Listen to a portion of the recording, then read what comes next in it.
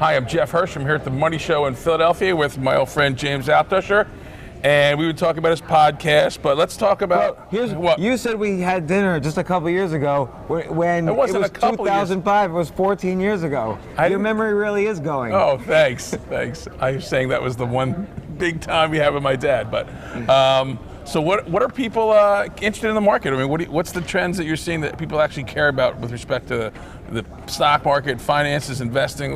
What's on people's minds? I think people are irrationally worried that after a 9-year bull market, that it can't last forever. Key to that sentence was irrationally worried. So you're irrationally worried. You're not expecting anything ominous to go on in the economy. Unemployment is at the lowest it's been since 1969.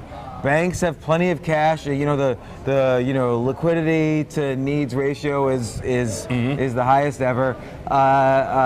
Home sales are up. Consumer spending's up. Wages are up. For better or for worse, interest rates are going down. So there's more and more liquidity being pumped into the stock market. Recession fears are overblown and unwarranted. Yeah, because when there's a recession, when you have some kind of financial innovation, that it's like financial innovations go wild. And like in 2007, you had housing derivatives go wild. The house ATM. Yeah, exactly. In 2001, you had internet IPO, not the internet, but you had internet IPOs go wild. In 1991, you had the savings and loans. What about all these crash.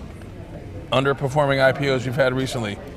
Yeah, okay. They seem kind of fringe. The industries don't seem. Some IPOs are doing great though. Beyond Meat went public and went up 300%.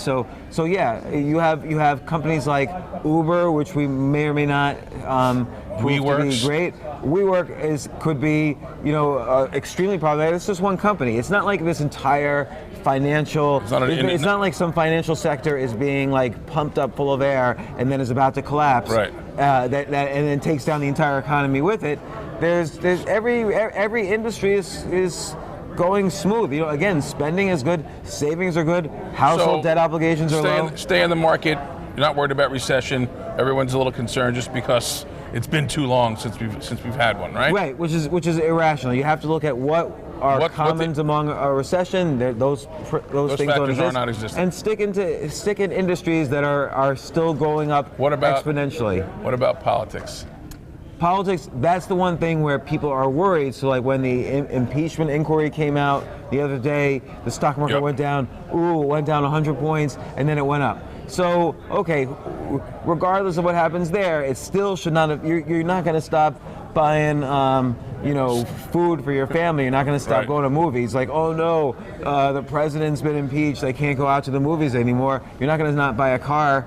Like, you could still get... But you might be glued to the TV watching the trial or something and not go to the movies. Yeah, but then commercials will do well. Oh, exactly. That's a new kind of toothpaste, and you go out and buy the toothpaste. And banks are lending money, so if you want to buy a new house, housing sales are up. So what should people do?